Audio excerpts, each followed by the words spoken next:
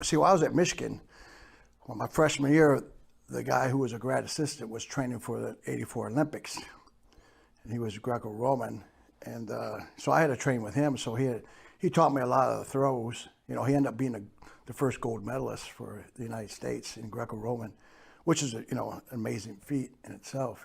Being the first American in Who the was history. that?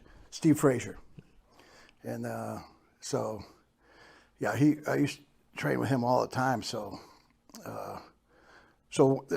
Well, my brother did too, So we incorporated our amateur wrestling into professional. A lot of my suplexes, no, we had really done before, So the step around and stuff like that. So Do you think an amateur career is beneficial for wrestlers coming up today?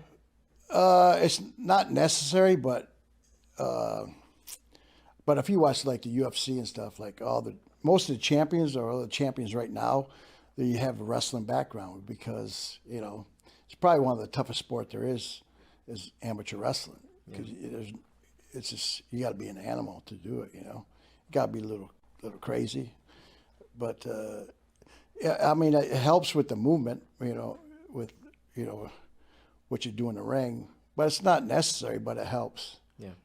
There's a lot of guys that tried amateur wrestling that tried professional wrestling and they couldn't transfer over, Right. Transfer. So the same thing as football too, like LT, Lawrence Taylor, he tried it. He had the possibility to be one of the biggest stars there could have been in WWF when he wrestled Bam Bam Bigelow, but he couldn't.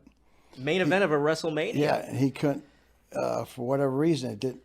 The movement, everything's different. Yeah.